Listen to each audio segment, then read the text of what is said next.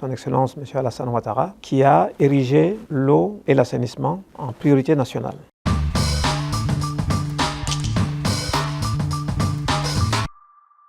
L'accès à l'eau potable en Côte d'Ivoire progresse de façon satisfaisante. Alors, il y a trois façons de donner de l'eau aux Ivoiriens. Ça peut être l'hydraulique urbaine, c'est-à-dire qu'elle est gérée par la SODECI, où c'est dans la ville, où l'abonné a un compteur et il a de l'eau à la maison, il a un robinet à la maison, ou plusieurs robinets par lesquels il a l'eau. La seconde façon de donner de l'eau aux Ivoiriens, c'est ce qu'on appelle l'hydraulique villageoise améliorée. C'est les petits châteaux en matière plastique avec quelques bornes pour les villages qui ont plus de 2000 habitants. Enfin, il y a ce qu'on appelle les pompes à motricité humaine, donc c'est le système de pompage, soit par le pied, soit par la main.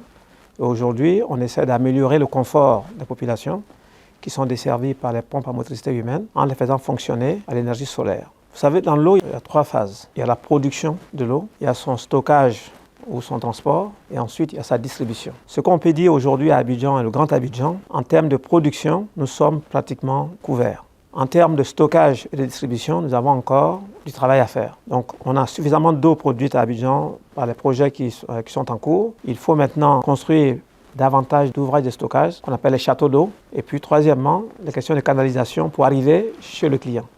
Donc les quartiers qui n'ont pas encore d'eau, c'est un problème de distribution, donc de canalisation. Et des projets sont en cours pour que dans ces sous-quartiers qui n'ont pas de canalisation, dans 2-3 ans, ça sera terminé. On a fait beaucoup de sensibilisation pour que les populations respectent, assurent l'intégrité des ouvrages d'assainissement. Mais nous avons également pris un code de l'assainissement qui est aujourd'hui en vigueur, que nous sommes en train également de diffuser. Et ce code de l'assainissement prévoit quand même des sanctions administratives, des sanctions pénales et des sanctions pécuniaires. Ce qui veut dire qu'aujourd'hui, par exemple, quelqu'un qui obstrue un ouvrage d'assainissement, il peut aller en prison, il peut avoir des amendes qui peuvent aller jusqu'à 2 millions. D'ailleurs, c'est un code commun à nous et à nos collègues de la santé, c'est un code de l'hygiène et de la salubrité. Donc on réglemente, il y a des définitions. Là aussi, on prévoit des sanctions, sanctions administratives, sanctions pécuniaires, sanctions pénales, donc jusqu'à l'emprisonnement. Vous savez que la salubrité chez nous, c'est un sujet qui devient très important pour la santé publique. C'est pour ça d'ailleurs que ce code est commun à nous-mêmes et au ministère de la Santé.